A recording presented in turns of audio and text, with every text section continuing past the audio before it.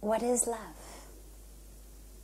And when we don't get it as children, as he said, he had a mother who couldn't give love. When we don't get it, how does that impact us? And then, of course, the beautiful second question, the core question, how do we open ourselves to it? Well, love really is, as you probably realized as a child or as an adult looking back on your childhood, love is the energy that runs the world. Love is not just a thing that either we have or we don't have, and you have it, it's nice, you don't have it, it's not so nice, but you'll be fine. Love is essential. Love is the energy that runs everything. Not necessarily romantic love. Usually when most of us think of love, that's what we think about. But as you've just shared with us, the love of a parent to a child. Love in general is everything.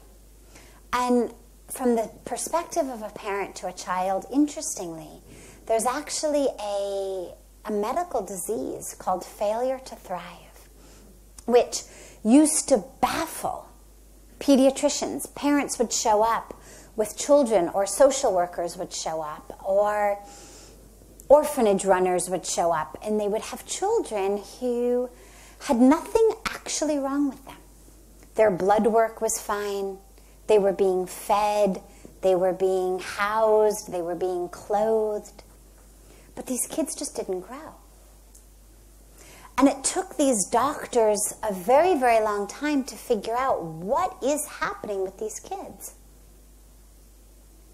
What is leading to this failure to thrive? The children are not growing. Bodies aren't growing. Brains aren't growing. And what they discovered was these children weren't being held enough.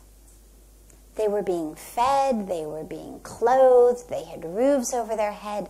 But they weren't getting that experience of love. That experience of touch. They did a beautiful study with monkeys where they gave baby monkeys two options. One option was a wire mesh mother.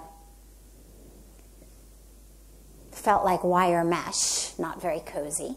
But it had food that came out of it, that the baby monkeys could actually suck and get food. And another surrogate mother was also wire mesh, but covered with a very soft, cozy towel. So it felt very nice to rub up against it and snuggle with it. But it had no food. And what they found was time and time again, these monkeys would choose the soft mother. They'd rather be hungry and cuddled than fed and lonely. Even more important from a purely survival standpoint, even more important than food, was love. And of course, it's not even full love. I mean, the wire mesh monkey didn't extend its arms and say, "I love you, my child." But just that experience of a little bit of coziness, a little bit of tenderness, was more important than food. So if you doubt the importance of love, we realize it's actually that. Its absence is that which keeps babies from growing. And its presence is that which we would choose over food. So love is the energy that runs everything. It's who we are at the core of our being. When we practice loving kindness meditations, it's not just so that we can be better people on earth. It's not just so that we can serve the world better. It's because loving kindness, love is our nature. Love is what runs through us. So when you've been raised without it, What does it do to you? Well, it starves you, literally, as evidenced by the fact that babies would rather have tenderness than food. It thwarts your growth. Even if you physically grow, inside that growth is thwarted. Because in order to grow, there needs to be a safe space. We grow into space. Roots of a tree grow only where there is soil that's nourishing. They grow only where there's space in which to grow that's going to nourish them and nurture them. Into soil to which they can grab hold. Otherwise, they don't grow. That's where you get trees that aren't very tall because their roots can't grow out very far. And the same thing happens with us. If we're not given love as kids, we stop growing in all sorts of ways. But the human psyche is very, very resilient. And so what we develop is other ways around it. So we grow in different ways to protect ourselves. So if we're not given love from a parent, that part of us that's starving, that part of us that's not being fed, is a part that we will block it off, we'll cut it off from us, because to live in a constant state of awareness of hunger is painful. And the human psyche is incredible. I mean, just how we've been created is so beautiful. And so I will literally cut myself off from the part of me that isn't loved, so that I can go on, so that I can continue, so that I can literally function and survive. As I grow, maybe I'll fill that with something else. Alcohol, drugs, food, sex, gambling, all of the addictions of choice. Maybe I'll try to fill it with relationships. We can go either way. Either I try to fill it with people who will love me regardless of how warped they are, because I become literally a love beggar. I'm prepared to take it anywhere from anyone. Or we continue to put ourselves in situations where we're not going to be loved, because the universe also has this incredible way of making us wake up. And so we keep finding ourselves in situations that are painful, and we wonder, why is this happening to me again and again and again? Like, I had this happen in my childhood. Wasn't that enough, universe? Couldn't I finally, at least in my adulthood, find relationships that will nourish me and nurture me and support me? But it's not that the universe is out to get you. It's actually that the universe is batting for you. It's that the universe is going to give you these situations over and over again so that you can wake up, so that you can learn. So that finally, as an adult, not as a child who's dependent upon that love for survival, but as an adult who has within them all of the resources, all of the source of love within you, that's going to force you to find that within yourself. As a child, we're dependent on our parents, literally. But as an adult, we're not. And so if you find yourself over and over again in situations where you're not being loved, it's the universe's way of saying, wake up. You're no longer the starving child. You are an adult with the source of love in you. Give it to yourself. You have in you a dormant love manufacturing machine.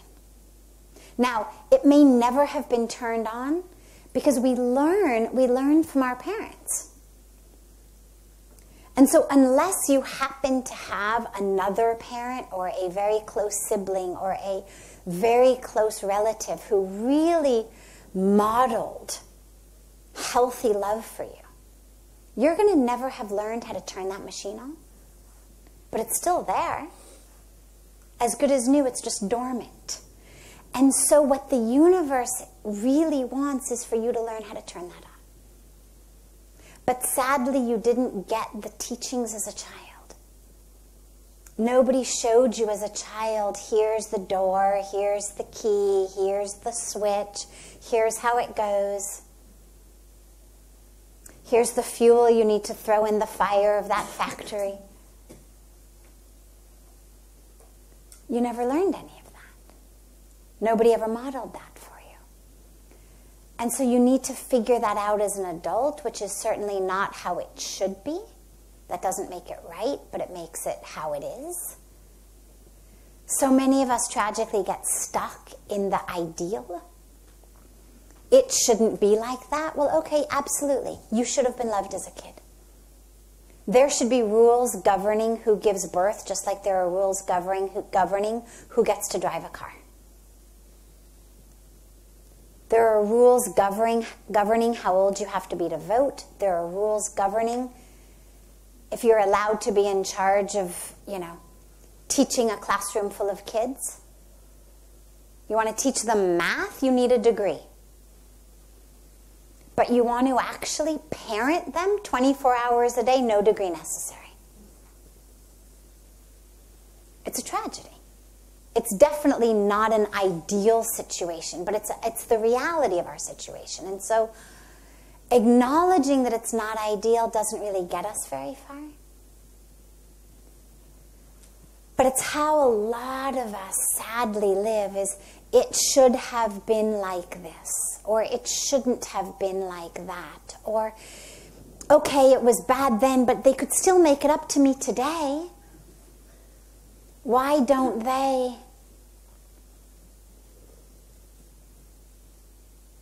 And one of the most important lessons of life is how to root yourself in the real rather than the ideal. Doesn't mean that we don't hold out a vision. Doesn't mean that we don't stay aware of what in the highest situation people could step up to the plate and become. But it means that we don't need that. The roots of me are not trying to get nourishment from an ideal situation that doesn't exist. I'm able to get nourishment from the reality of the situation, from what is rather than what should be.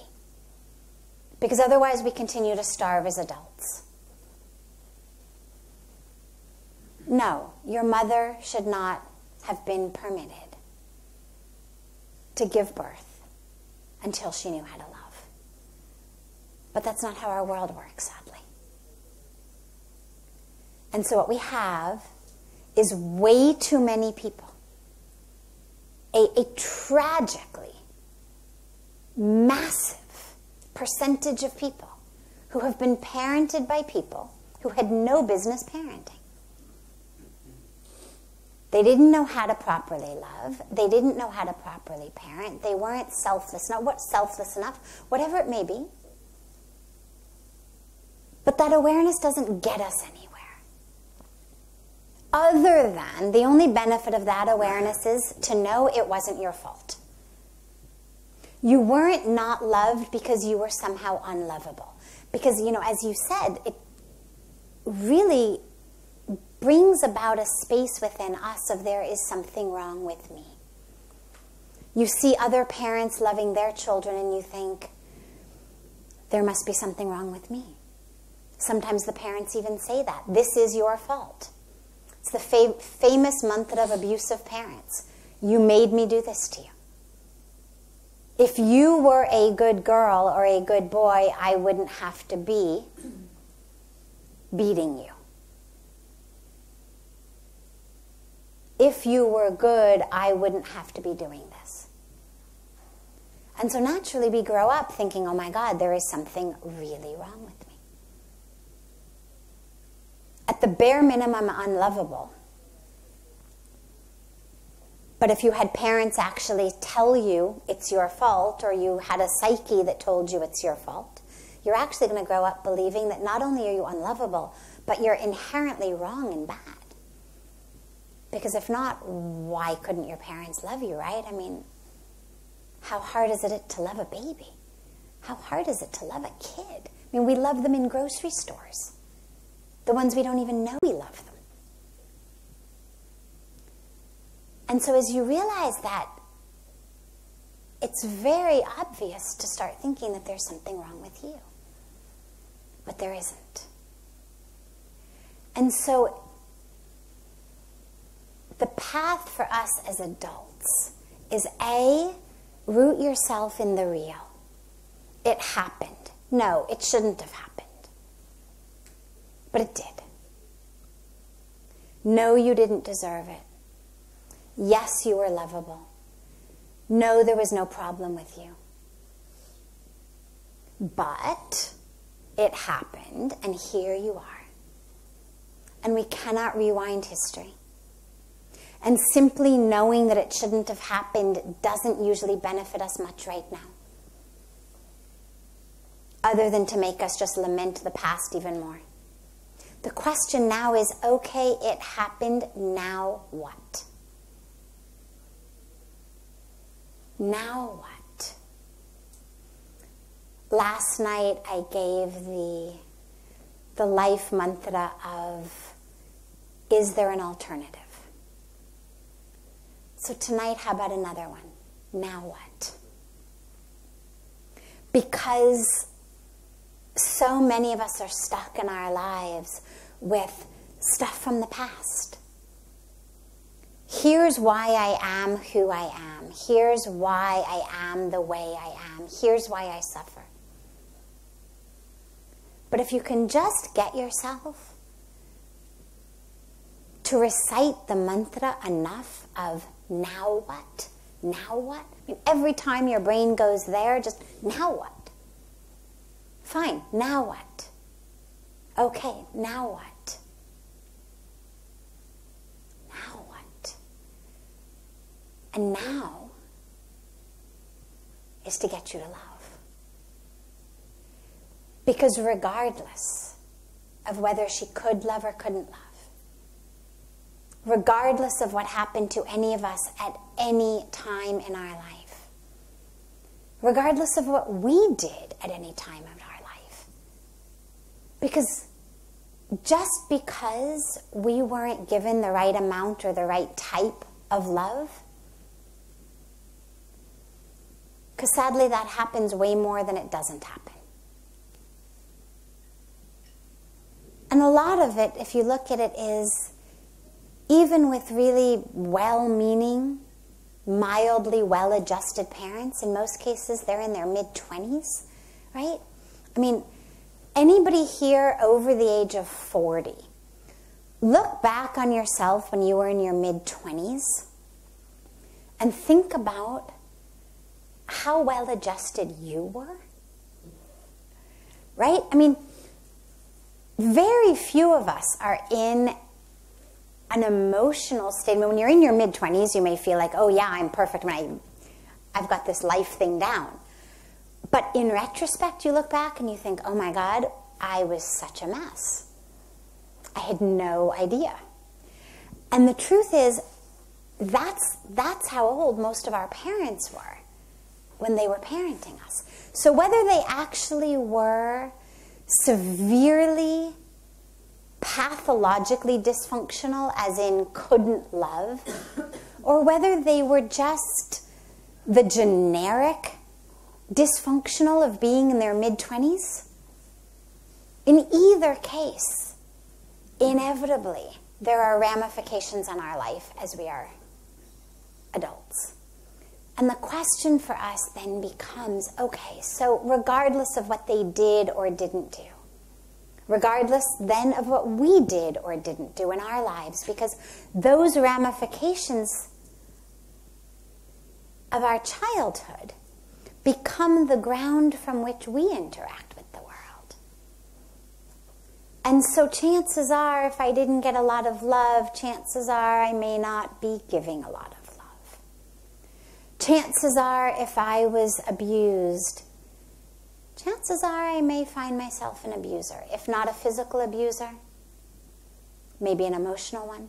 If not an abuser of others, an abuser of myself. But unless I've really worked through it all, these things have ramifications that then become not just what happened to me, but what I have then done in the world. And regardless of what I have done, regardless of what anyone has done to me, our birthright is to deserve love. Our birthright is to be love. Commit a crime, you'll go to jail. But even if you've committed crimes that are worthy of being in jail, it doesn't deem you unworthy of love. And that's in a worst case scenario. Chances are most of us have not committed crimes worthy of being in jail. But whatever we've done, whatever has happened to us. I remember actually being in a jail with Puja Swamiji many years ago. We went and did a program in a jail near San Francisco. And he actually, it was amazing because they had told us in advance, you know, probably very few people will come. They get ministers through, they get all kinds of, you know, pastors and religious people who come through. And of course it's optional. They can't make going to a program like that compulsory.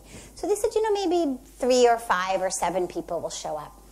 Every single person showed up. It was the first and only, like, 100% attended event. And I think the picture of us must have looked very different from the picture of most people who tended to come through the jail and do programs, and whether it was just curiosity or what it was that brought everybody into that hall. And it was so beautiful because Puja Swamiji looked out over this room full of men who were locked up in jail, I mean, who themselves were criminals. And he said to them, he said, you identify in here as your crime. But your crime is this much. You are this much. He said, you are not your crime. Yes, you have got to do your time. It's the laws of our land. But just because you did the crime, just because the crime happened through you and now you're doing your time, doesn't mean you are the crime. Crime is this much. You are this much. So even in a situation like that, even looking out over a room full of hardened criminals, even they have a birthright to love. So how do we then open ourselves to it? Well, the first, and I think most important aspect, is having to connect with the part of ourselves that was never abused, that was never starved,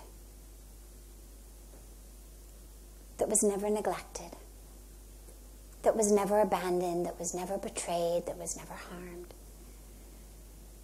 Because there is a part of you that isn't the little boy wanting his mom's love.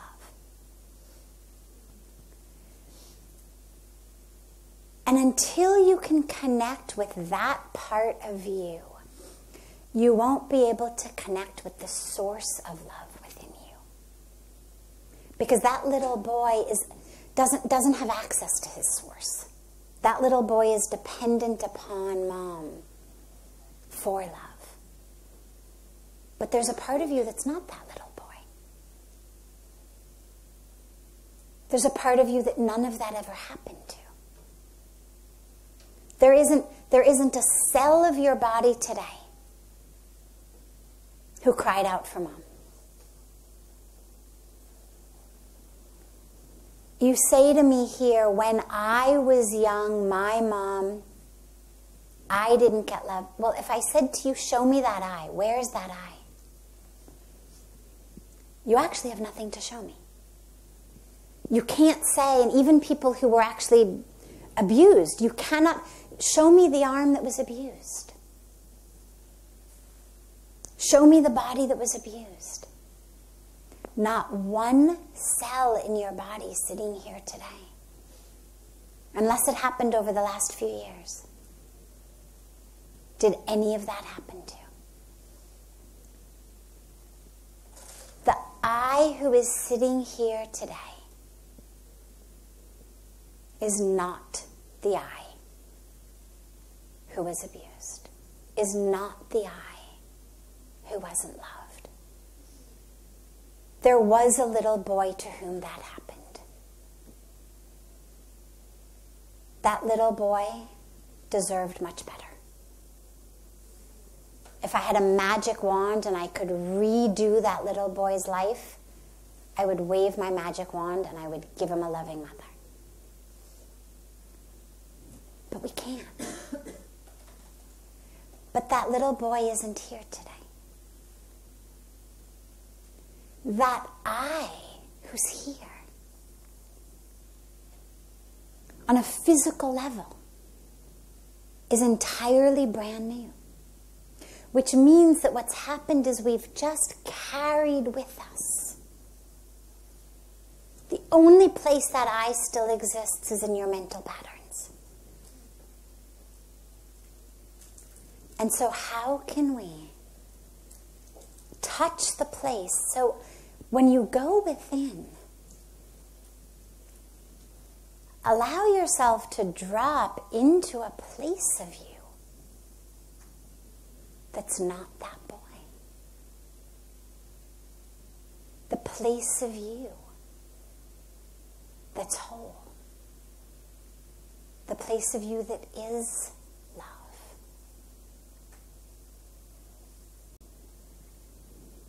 Allow yourself to just experience that. Because that will, and the breath is a wonderful ally in that.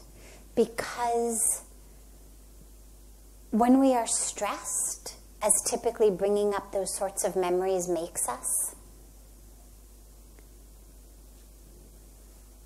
the breath becomes much more shallow, becomes quicker and more shallow. But if you stay grounded in your awareness of your breath as low in the abdomen as you can, and stay rooted and grounded in that, it's very, very difficult to be anxious and in your head. The head has a script. The head has a drama. Then she did this. Then he did this. Then that happened. Oh my God. This hurts too much. I can't do this. Forget it. That's why so many of us jump up out of meditation.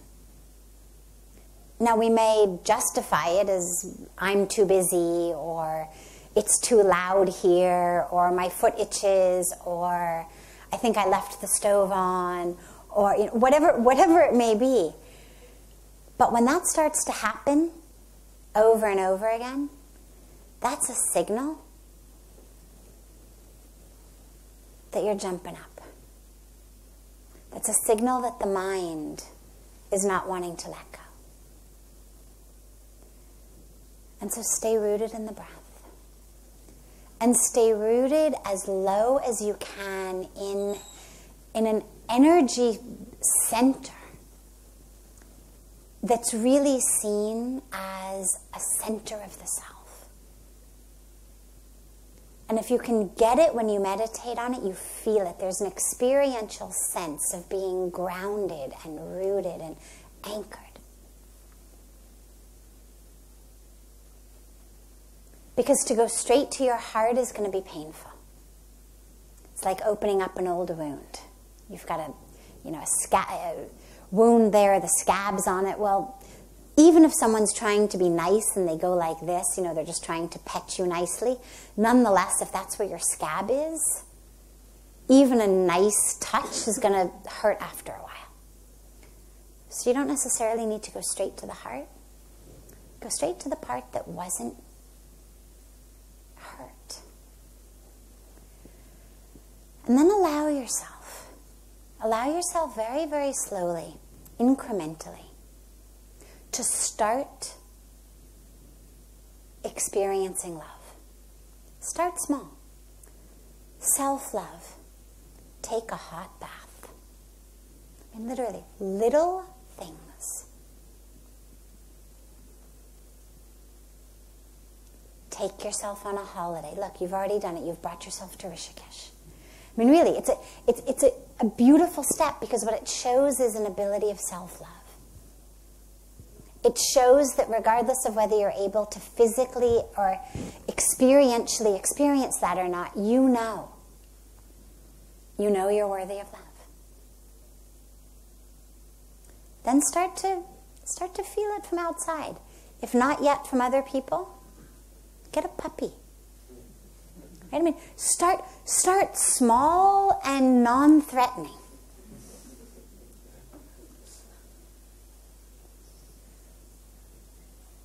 Slowly, slowly, slowly let people in. Begin with those you know aren't going to hurt you. Because only then you can really open up. It's hard to deep dive into a relationship when there's fear, when there's closure, because you're contracted.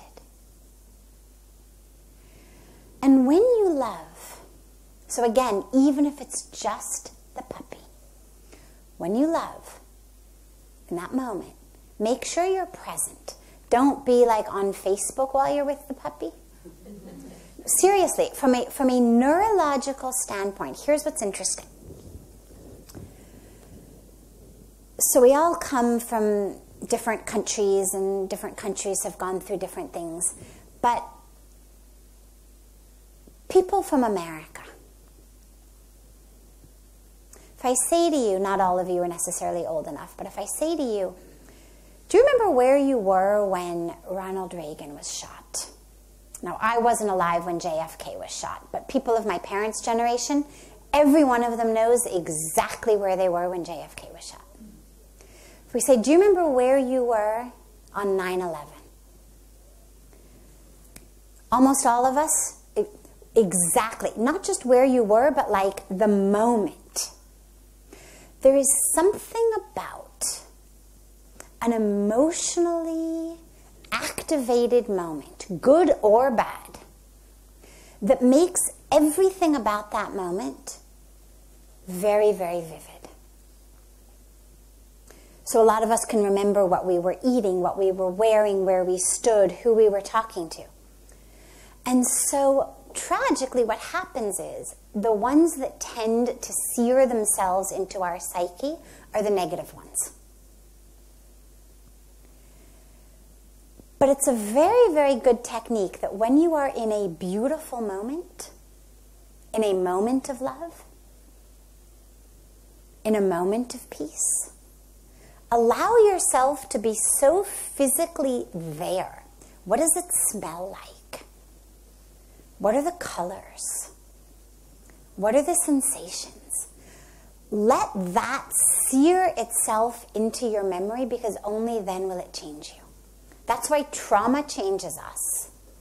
But sadly, the good stuff doesn't work quite as deeply because we don't let it. We're much more distracted while we're hugging somebody than if we're being mugged. I'm so present in the mugging that it sears itself into my memory and I now have nightmares.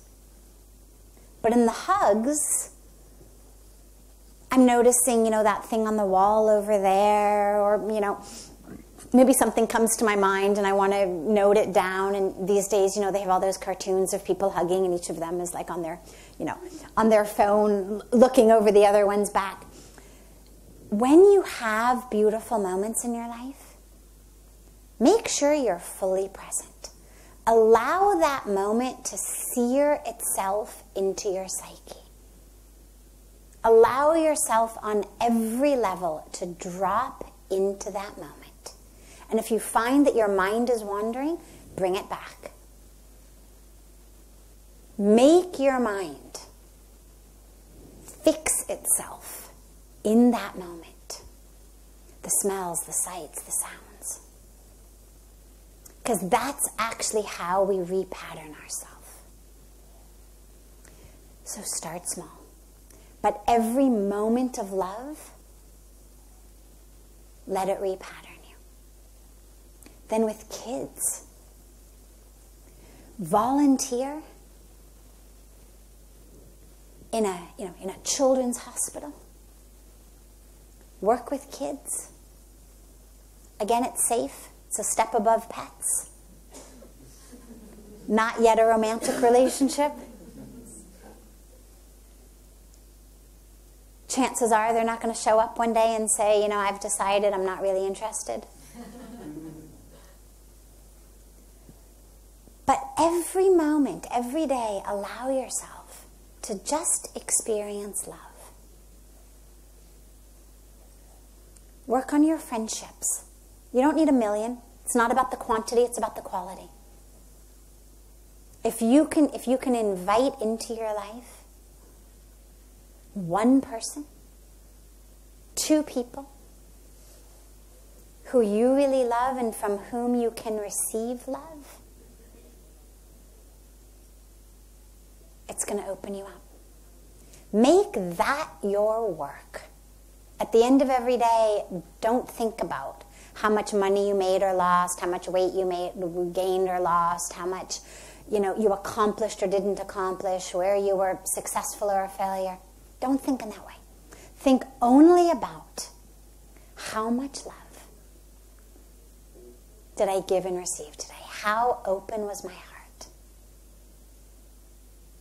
And when you feel that your heart is closed, bring yourself back to your breath and draw your breath into your heart. Can you, with your breath, coax your heart open? And you can. You really can do it. But just allow yourself to do that. Do whatever you can do to be in the presence of love. Every minute of every day. Do not ever pass up an opportunity. And slowly, slowly, slowly, it'll happen. Read poetry of mystic lovers. Read Rumi. Read Mirabai. Read poems of people who were drunk in love. And what's beautiful about those is they were drunk in love with God. So again, it's safe. Really, right? You can't dive in from I don't feel love to suddenly expecting that you're going to be able to get into a healthy, loving, romantic relationship that's going to work. You have to first be allowed to love in a safe place. Because think about all those years that you loved mom and didn't get love back. And that rejection is what's, at the moment, seared into your psyche. And so you need to replace that with, I give love, I get love. At the moment, it's, I give love, I get hurt. I give love, I get hurt. I give love, I get hurt. And so we need to replace that. I give love, I get love. I give love, I get love. Slowly, I am love. I am love. I am love. I don't have to give anything. I don't have to get anything.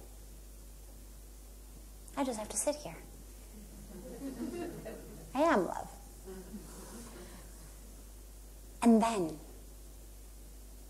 then you're ready to be that love with another person.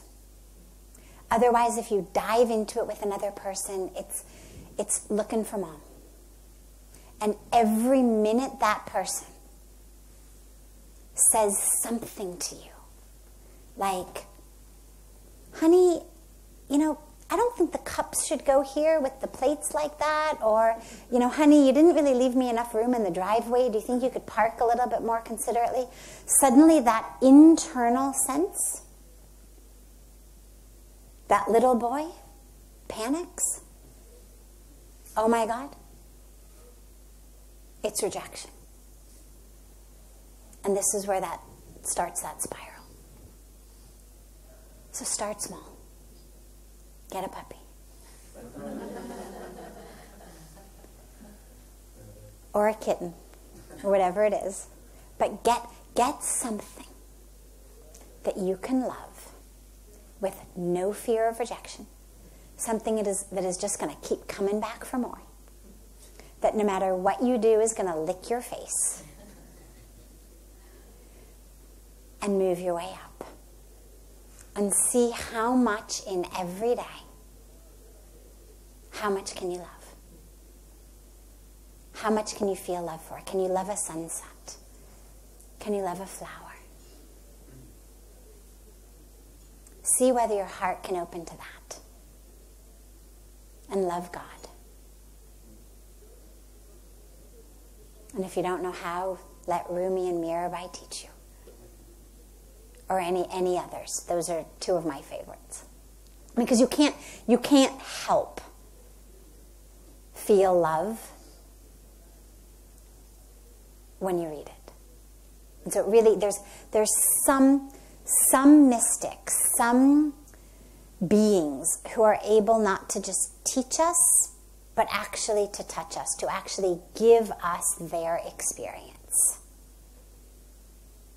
And God is safe. Not going to say, I don't think so.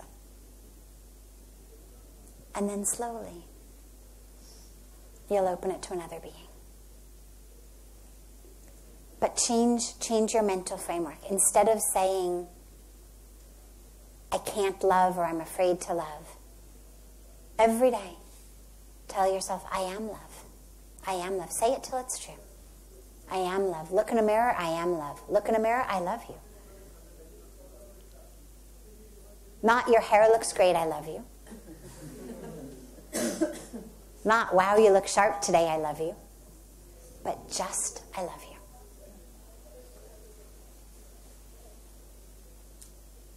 The good thing is, because love really is the truth of who we are, no matter what's happened,